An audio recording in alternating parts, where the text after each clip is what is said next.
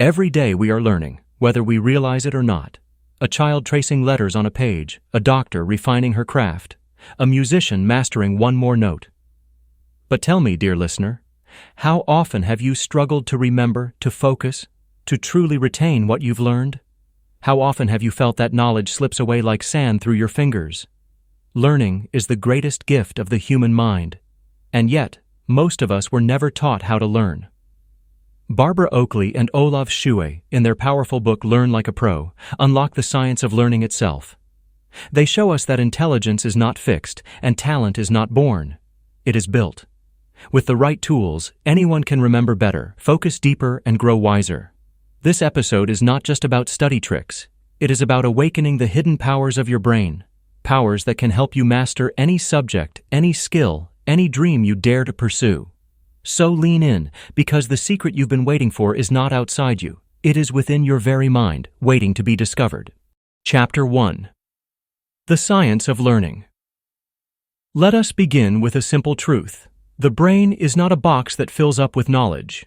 It is a living network, constantly rewiring itself with every new experience. Scientists call this neuroplasticity. I like to call it the alchemy of learning. Imagine a forest path. The more you walk it, the clearer and smoother it becomes. The less you use it, the more it fades under weeds. That's exactly how memory works. Each time you recall information, you strengthen the path. Each time you ignore it, it weakens. Barbara Oakley and Olav Schewe remind us that most learners make a common mistake. They confuse rereading with learning. Think of those nights before an exam, staring at the same notes for hours only to forget them the next day. Why? Because the brain doesn't grow from passive reading. It grows from active struggle. This is where the concept of retrieval practice comes in. Instead of rereading, try recalling. Close the book, close your notes, and test yourself. Even if you stumble, even if you get it wrong, that struggle is the brain's way of carving a deeper path through the forest. Let me ask you, dear listener, when was the last time you tried to explain what you learned to someone else? Did you notice how the act of explaining forced you to organize your thoughts, to find clarity in the fog? That is retrieval in action, and it is far more powerful than passive review. Another gem from the science of learning is spaced repetition. Picture a gardener watering plants. If you flood them all at once, they drown. But if you water them gently over time, they grow strong. The brain is the same. Revisiting material after a day, then a week, then a month, each time just before you forget, makes the memory unshakable. And let's not forget focus and diffuse modes of thinking. When you concentrate deeply, you are in focus mode, like a spotlight. But true mastery requires balance. Step away, take a walk, sleep well, and suddenly insights emerge when you least expect them. That is diffuse mode, the brain connecting dots in the background. Have you ever had the solution to a problem appear in the shower or just before sleep? That is not coincidence. It is the hidden rhythm of learning itself. Oakley and Schewe remind us, learning is not magic, nor is it luck. It is a science, one that rewards those who practice actively, space their efforts, and honor the balance between focus and rest. So I ask you now, what if you approached learning not with dread, but with strategy? What if every time you studied, you knew you were building neural highways that would carry you toward mastery? The science is clear. Your brain is not fixed. It is waiting for you to train it, like a muscle, like a garden, like a forest full of growing paths. Chapter 2. Practical Tools for Learning Better. Dear listener, now that we know how the brain learns, let us roll up our sleeves and enter the workshop of learning itself. Imagine you are an artisan, and knowledge is the material in your hands. The tools you choose determine whether you shape it into something fragile or something enduring. One of the most powerful tools is active recall. We spoke of it in theory, but let's put it into practice. Suppose you are learning a new language. Instead of reading the same list of vocabulary again and again, cover the words and force yourself to remember them. Even if you struggle, even if the answer feels stuck at the tip of your tongue, that struggle is gold. Each attempt is like lifting a weight at the mental gym, strengthening memory far beyond passive review. But learning doesn't stop there. The authors introduce us to chunking, the art of grouping information into meaningful pieces. Think about how you remember a phone number. Instead of 10 separate digits, you see patterns, 123, 456, 789. The same applies to any subject. A musician doesn't memorize each note. They learn patterns, scales, and rhythms. A chess player doesn't see isolated pieces. They see entire positions. Knowledge, when chunked, becomes lighter to carry and easier to use. Now, let's talk about interleaving. Imagine you're practicing basketball. If you only shoot from the same spot, you improve a little. But if you vary your shots, near, far, left, right, your brain learns flexibility. Interleaving means mixing different types of problems or skills in one study session. It feels harder, yes, it feels messy. But the mess is a teacher. It forces your brain to adapt, and when the real test comes, you are ready for anything. Another underrated tool is the Feynman technique. It is simple yet profound. Explain what you've learned in the simplest words possible, as if teaching a child. If you stumble, if you use jargon, you've discovered a weak spot in your understanding. Clarity is the proof of mastery.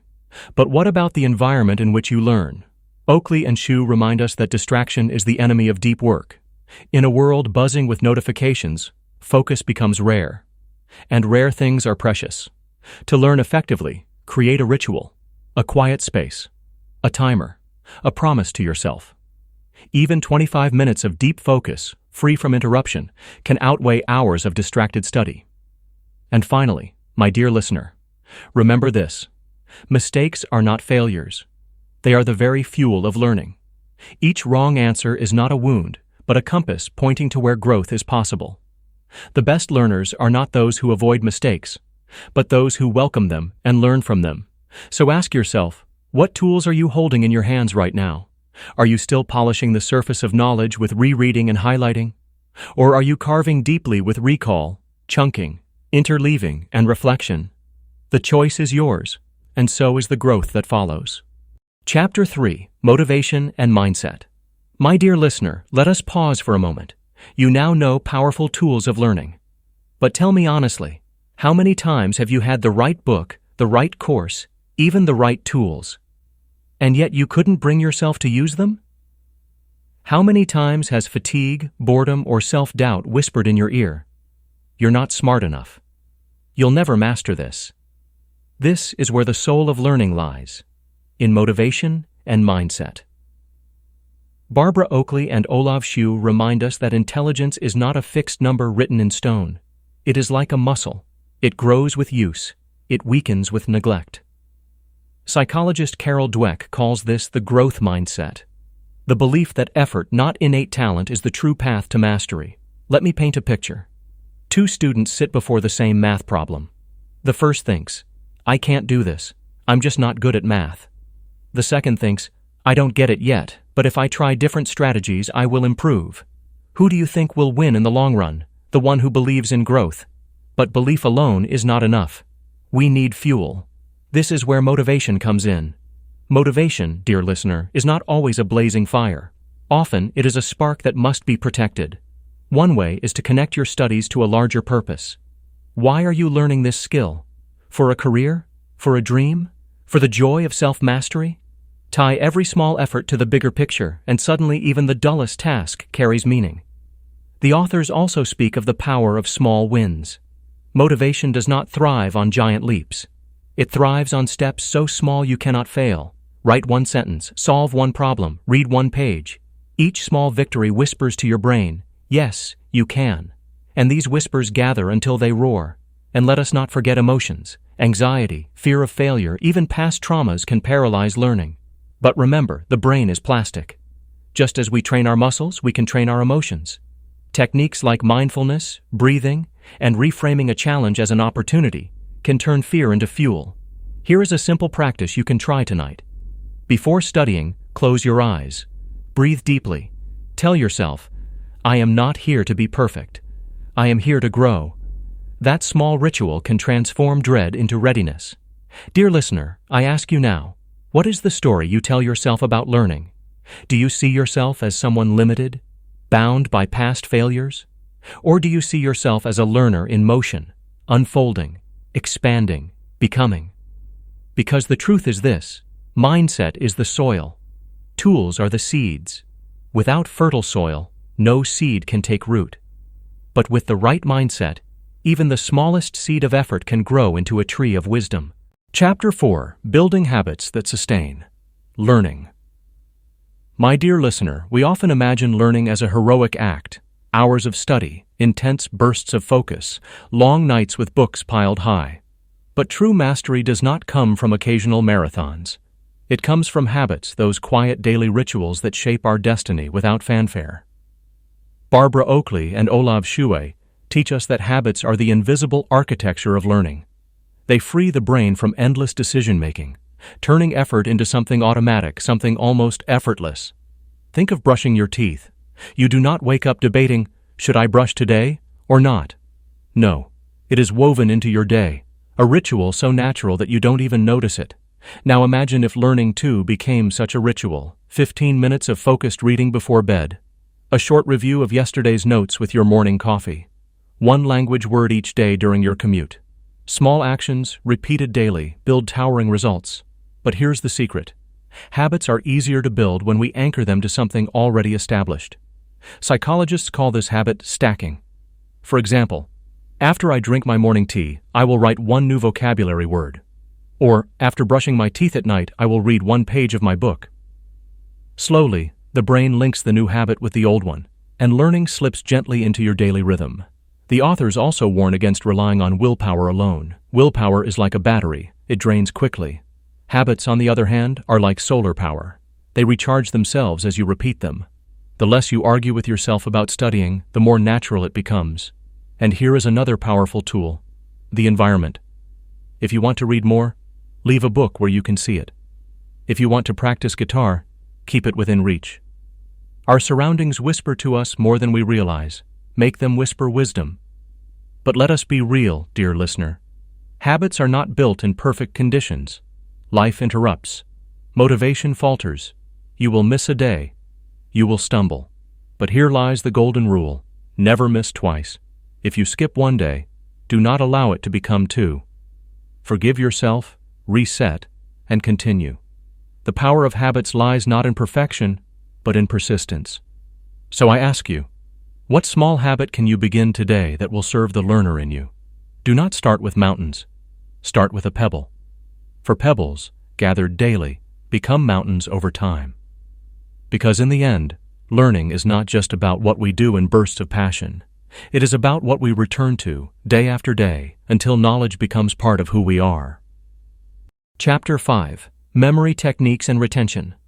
Dear listener, have you ever read a chapter, closed the book, and found that the words vanished as if they were never there? Or studied for hours, only to blank out when you needed the knowledge most? Here is the truth. Learning without memory is like planting seeds in sand. They may sprout for a moment, but they will not last.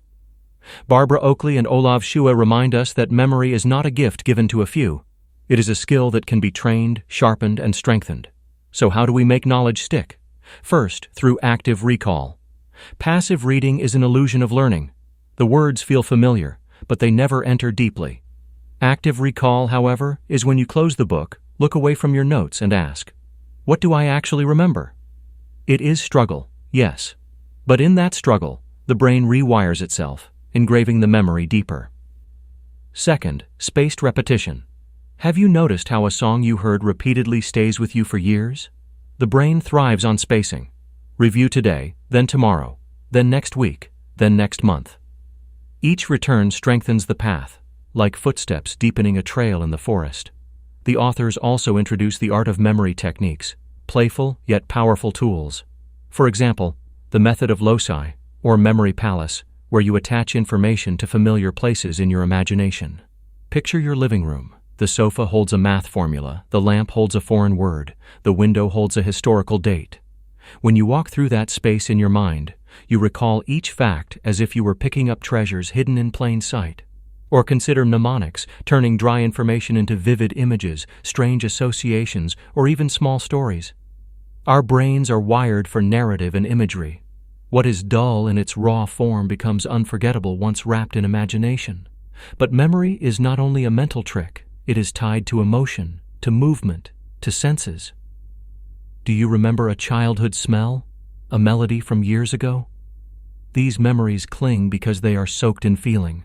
So, if you want to remember, engage your senses. Read aloud, draw diagrams, use color, tell someone else what you learned. And perhaps the most overlooked secret is sleep. While we sleep, the brain acts as a librarian, sorting, filing, and strengthening the day's knowledge. To deprive yourself of rest is to rob your mind of its greatest ally. Dear friend, memory is not about being a genius. It is about using the brain as it was designed. Recall, repetition, imagery, emotion, and rest. These are the 5 guardians of lasting knowledge. So tonight, as you close this episode, do not simply nod and say, "That was interesting." Instead, pause. Recall one idea. Speak it aloud. Teach it to someone, even whisper it to yourself.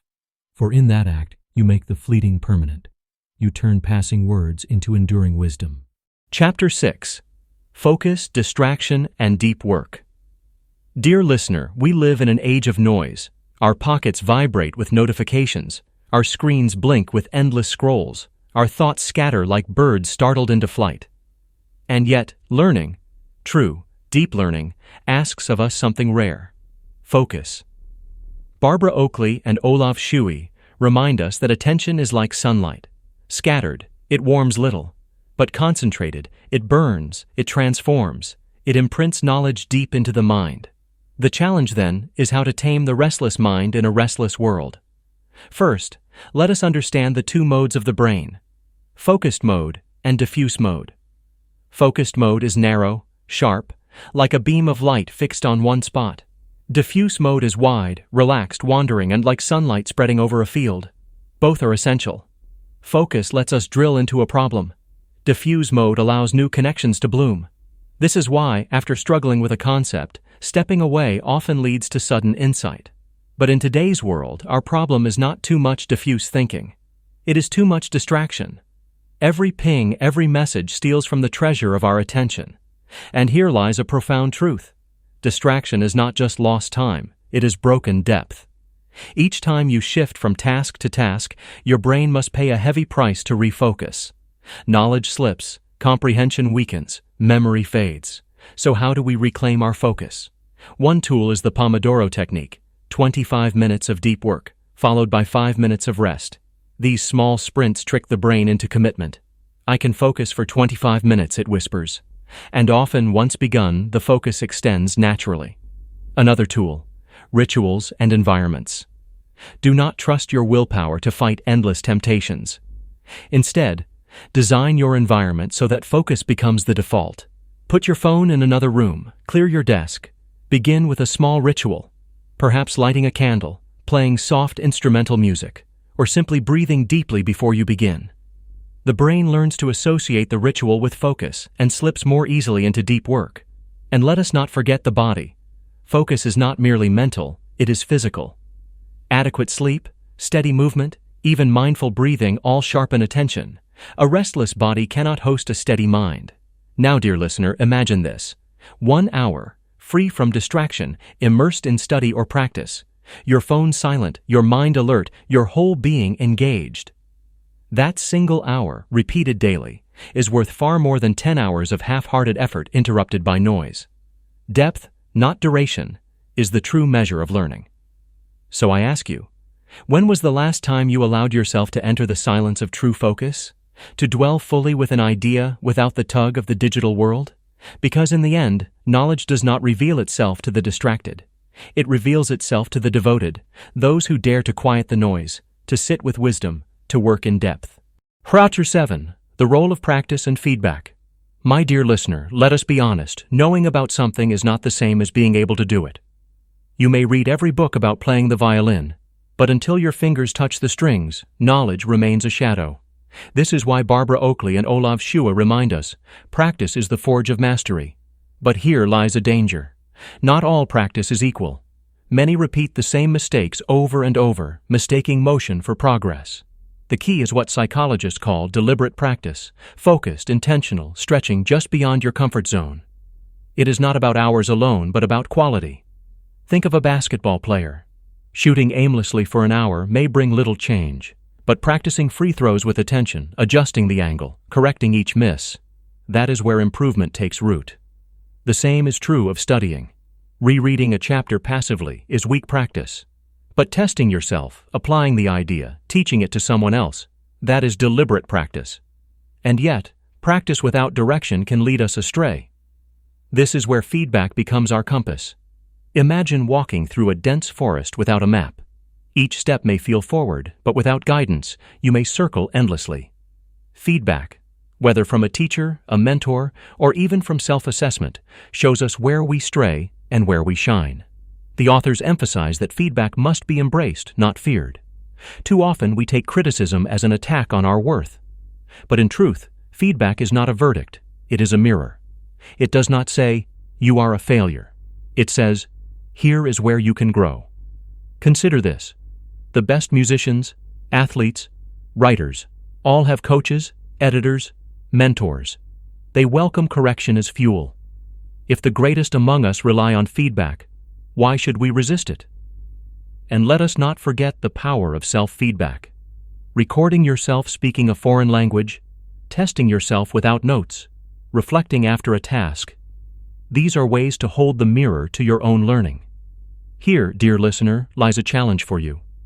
Choose one skill you are practicing. Ask yourself, am I truly stretching beyond comfort, or am I circling in ease? Then, seek feedback from a peer, a mentor, even from your own reflection. It may sting, yes, but like medicine, the sting heals, because in the end, practice builds the path, and feedback keeps us on course. One without the other is incomplete. Together, they transform effort into excellence. Chapter 8. Collaboration and Learning with Others. My dear listener, picture this. A traveler walks alone through a vast desert. Step by step, he advances. But when he finds companions, fellow travelers, suddenly the journey becomes lighter, the path safer, and discoveries richer. This is the essence of collaborative learning. Barbara Oakley and Olav Schewe remind us that knowledge multiplies when shared. Alone, we see only through our own narrow window. But in dialogue, in teaching, in debate, the window widens. What we miss, another catches. What we misunderstand, another clarifies. Think of the classroom where students explain concepts to each other. Studies show that the act of teaching reinforces the teacher's own memory far more than passive review. To explain is to master. This is why one of the most powerful tools of learning is not solitude, but conversation. But collaboration is more than exchanging information. It is about exposure to different perspectives. A scientist sees patterns that an artist may miss. A beginner asks questions that challenge the expert's assumptions. Together, both grow. The authors also speak of the power of accountability. Alone we may delay, procrastinate, make excuses. But when we commit to a group, a study partner, or even a mentor, we are gently pushed forward by the expectations of others. Think of a language exchange partner. Knowing someone is waiting for you to practice motivates you to prepare. And let us not forget the emotional side. Learning can be lonely, frustrating, filled with moments of doubt. A community offers encouragement, a hand on the shoulder, a voice saying, "I struggled too and I made it." In this way, collaboration not only sharpens the mind, it strengthens the heart.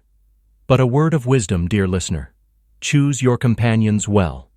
A group distracted will weaken your focus. A group committed will amplify it. Seek those who challenge you, who inspire you, who share your thirst for growth. So I ask you now, who walks beside you in your journey of learning?